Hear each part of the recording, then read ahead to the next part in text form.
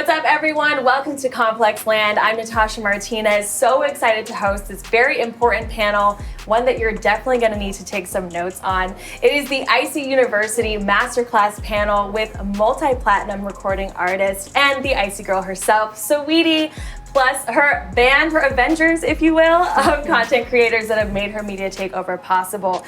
We have, of course, SABRINA Brazil, her creative director and brand strategist, Brian Spaz Contreras, the photographer, and the genius behind all of the viral videos that you see, videographer and editor, Sean Young. How are you guys? Great. Awesome. Great. I cannot wait for this because I literally was like, I need to take notes for all of this because Saweetie, you actually are taking over all of media. So I can't wait to get into it. But first I want to know how you guys linked up, starting off with you and SABRINA, because you guys have a history together, right? So how did you start getting creating?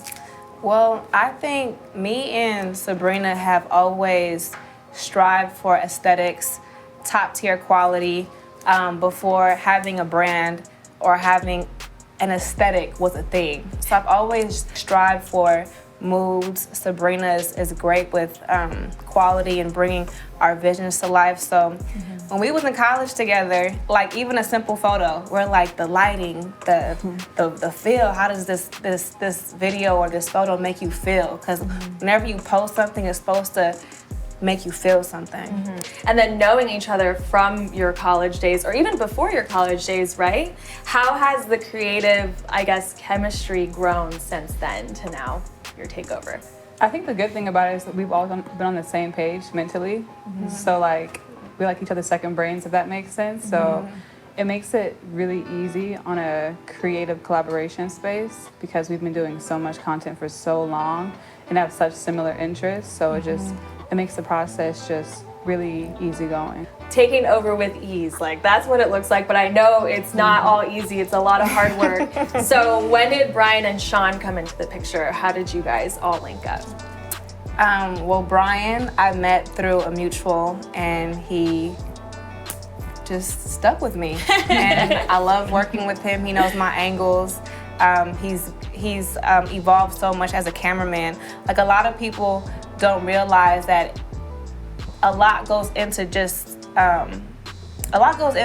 holding a camera.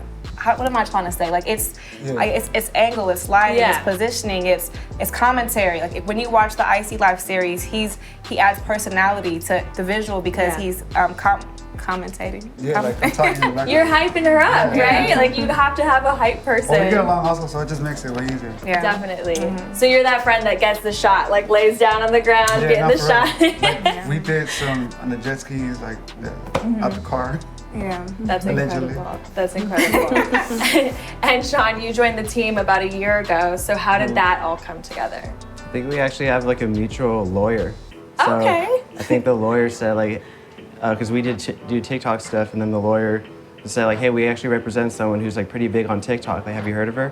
Then he sent us Saweetie's profile. I'm like, yeah, we've heard of her for sure. And then just from there, that was like right after Tap In came out. So that was kind of like the start of everything. That's incredible. And definitely, a year ago we had COVID, quarantine happened, and recently Harper's Bazaar called you the quarantine content queen, which I feel like is perfect because that's exactly what happened. Everyone was slowing down and you guys really ramped it up. So why was it important for you to share so much more content at that time?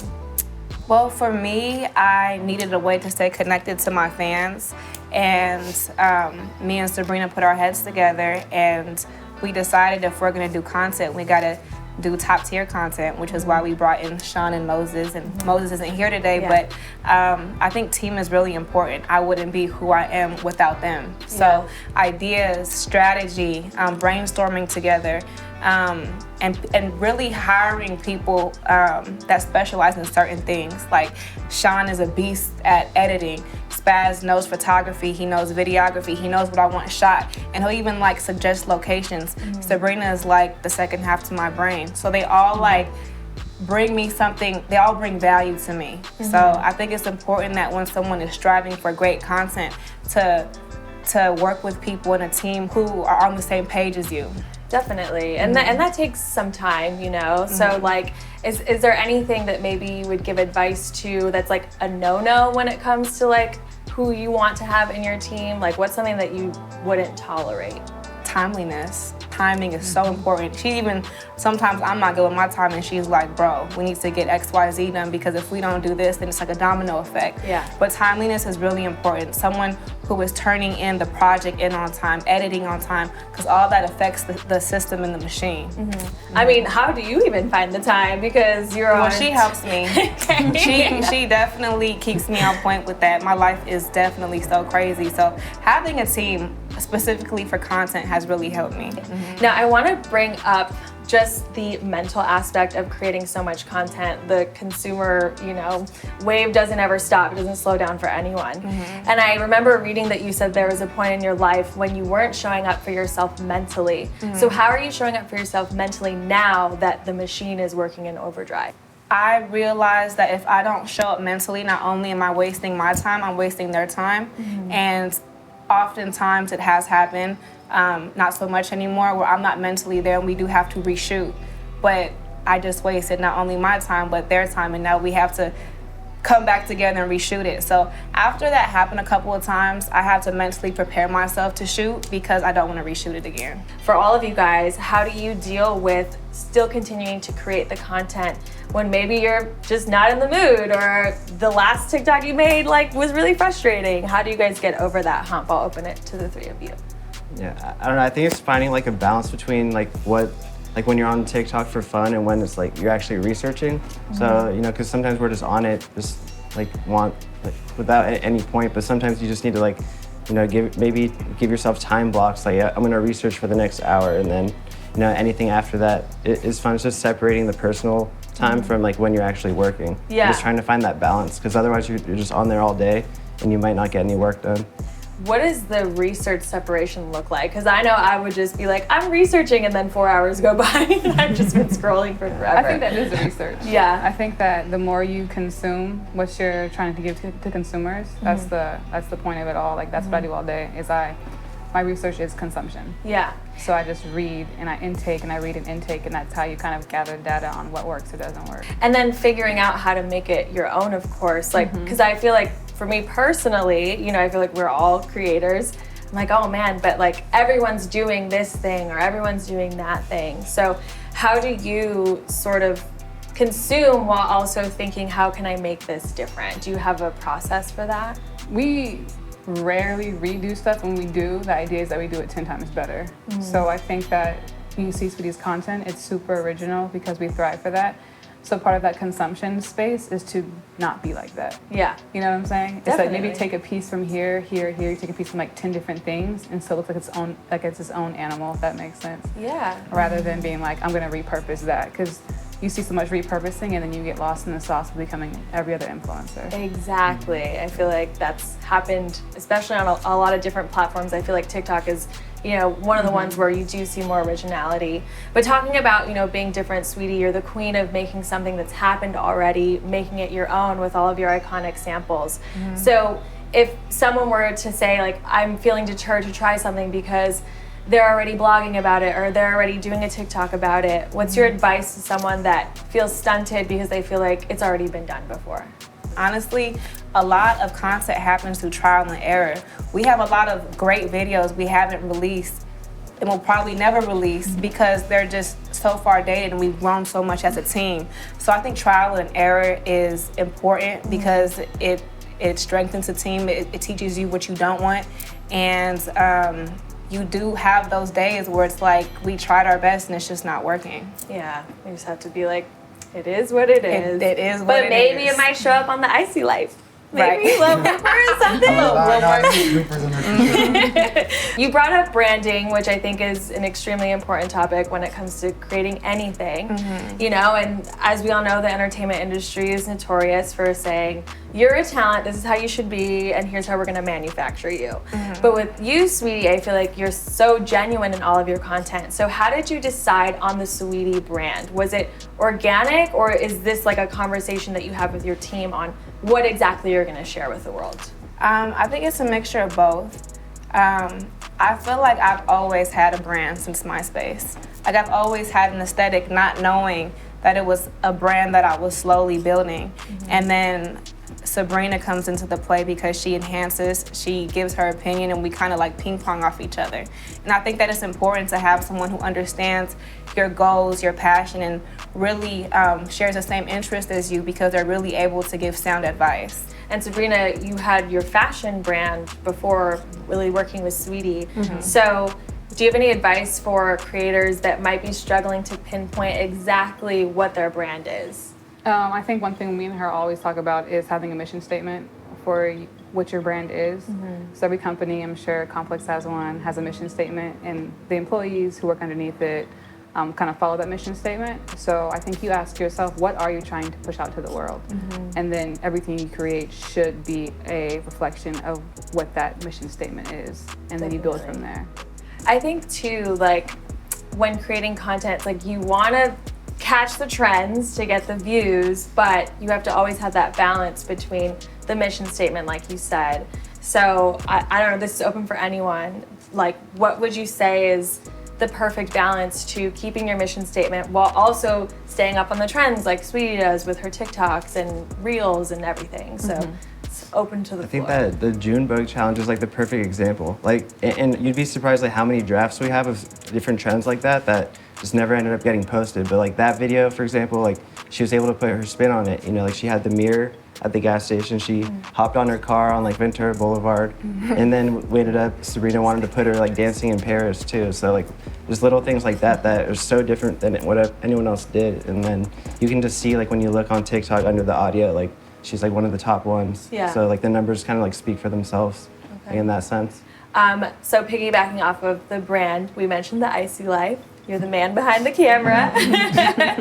First of all, was that your idea, Saweetie, for the Icy Life, or was this a joint effort? All her, of course, the mastermind. Well, for me, social media used to give me a lot of anxiety, and my fans would say I'm not present, I'm not interacting, and it wasn't because I didn't want to, it's just it would give me a lot of anxiety. So I figured out a way to stay connected to my fans was through this reality series, and yeah, it's done so well, and I feel like it helps me control my narrative. I think it's important to control your narrative. The bigger you get, otherwise somebody else will. So the Icy Life, Icy University, my music, my brand, it's a way for me to control my narrative so that the world doesn't do it for me.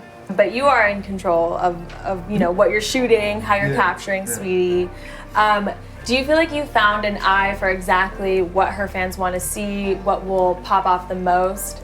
And then how do you capture those organic moments? I kind of know how she is now, so it's like I already know she's gonna do something crazy or Saweetie gonna do Saweetie. So Yeah, she has a "Alright, here she sixth goes." sense. Yeah, so she's very adventurous and just, it's never like, it's always fun, like it's always random, like you never know what you're gonna get. And that's why the show is like, it's never the same thing.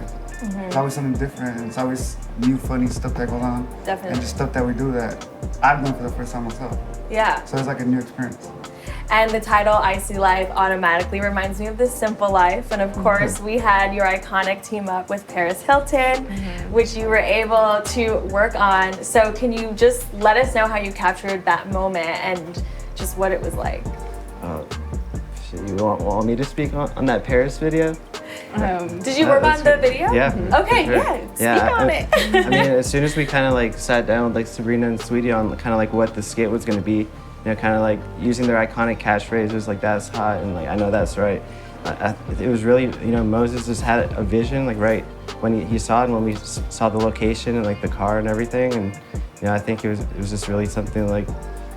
You just kind of like know when you're at the shoot and when they're in those iconic outfits too, and just like capturing all those angles that Saweetie really is like known for. Yeah. Just kind of having that all in one video. Like we had a paparazzi scene in that the In-N-Out burgers. Like there's so many like little things in that 1 minute video like that took a couple hours to shoot, but it just seems like it feels like you're with them for that 1 minute. It's like Definitely. 1 minute of real time. Just to highlight Sean and Moses, I feel like having a team like them is really important, because back then it would just be me and Sabrina, but if it's just me and her, a 10-minute shot would take us a couple hours, because that's not, I mean, we could do it, but that's not what we specialized in. So we hired Sean and Moses because they know the angle. It's like, we got it, we don't got it. So it's like, it's very much, it's like timely, and it's very punctual. Paris is a busy woman, and when I have an opportunity to shoot with someone of her level and her status, time is money. So you gotta knock it out. And you know, I think a lot of people who are interested in hearing this panel might be more of a beginner. They don't have a team to be timely, to have the ideas. So I'll direct this one to you. What's your advice on a small creator who doesn't have a team to sort of be able to, I guess, capitalize on the time, do the best that they can? Are there any like paths that they can follow to be the best just solo? Yeah, I think all you need is like a ring light and an iPhone. Like that's the coolest thing with shooting with Saweetie is because like we use an iPhone. Like that was one of the things that we talked about week one. Is like we don't want anything to seem too produced. We want it to feel like very natural, as if like she's sending a funny video to like her best friend or something. Everything's shot on the iPhone, so you know, there's a lot of like there's like an element of artistry, kind of like with how low budget some of these skits are. But I think all anyone needs is just a cell phone and just a ring light. Love that you brought up the ring light, because I definitely bought 3 over COVID. So SABRINA, when it comes to creating ideas, what's that process like? Fortunately for us, a lot of it's not super having to be on a board and brainstorming so meticulously like that. It's more so just like an organic feeling we feel just by living day to day or scrolling through social media that we're like, oh, that would be cool. So that's kind of how our process for concepts come up. What's the latest time you think you've sent a text about a good idea to anyone? 24/7. 24/7. 24/7. It never pops stops. in, so it never disappears. So she'll text me at 5, 4, 3. I'll call her in the middle of the club. Sabrina, write this down. I got an idea. Yeah. She's like my librarian of just endless notes of our ideas. But whenever I have an idea, just so I don't forget it, I'll call her. I'm like, all right, bro, bye. And then she'll just mark it in my notes. My notes section is crazy. Oh my God, I bet. How does it go with the execution action? I think we work such in a guerrilla style way too, which is cool. I prefer it that way. So sometimes for like larger things, we'll have like a mood concept board and a shot list and stuff like that, but I don't like working that way. Okay. Because it kind of takes away from the organicness of it all. So most of the time, if we have a concept, it's like, we're gonna do this, and we'll book a location, and then from there we kind of wing it. So I'll tell Shauna Moses probably sometimes day of, I'm like, all right, this is what we're shooting, and this is what I'm thinking. And then we make it happen, but it feels more organic because we just feel the room, we feel the environment, and we're not so tied up in a shot list or tied up in this board that we have to complete these different items on the board, and takes away kind of from the content when you do it that way. As creators, we're constantly worrying about the algorithm, right? It's like, how can we work it into our favor? At what moment did you guys realize that you had maybe cracked the algorithm for a specific platform? And what do you think is the most important part of knowing when to post, what app to post it on, or a time? Honestly, the algorithm is messed up. Yeah, right? We had to figure it out before, but it's constantly changing. It's a constant science. It's like Sean was saying, doing your research, you have to continuously research what the algorithm wants, what it is receiving, you know, like why is this person's video going viral versus this person's, but also simultaneously understanding your brand. Because you can follow all the algorithm checkpoints, but if it isn't fit your brand, then you don't get the love from the algorithm, because your fans still matter, you know, and what they want still matters too.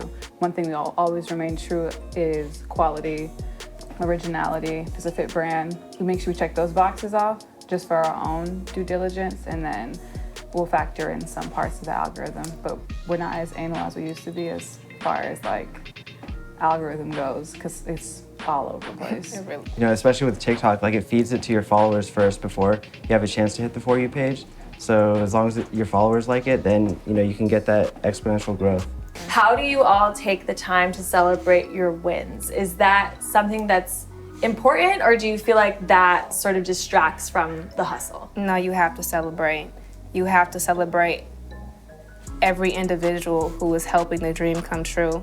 Because if you just get caught up into work mode, I think I'll lose passion. I'll lose what are we working towards? So it's important to reward yourself with anything in life, especially if we keep hitting it on the nose as we do every time. But yeah, I think it's important to celebrate many wins. Definitely. And you know, summer, it's about to be icy, very icy. The album is coming very soon. How are you feeling, and what are you most excited for Pretty Bitch Music coming? I'm nervous because it's my debut album. However, The music is just so good. So I'm really just interested to see how it's gonna affect the world, because I definitely think that it's a project that will narrate so many people's lives, especially the summertime. And I'm a summer baby. Shout out to all my cancers. Are you a Cancer? Yeah. Cancers are always my best friends. I'm a Virgo, so you know, that's my best friend. Well, thank you guys so much for joining me. I learned a ton. I hope that you guys all did. That was the IC University Masterclass panel here at ComplexLand. Thanks for watching.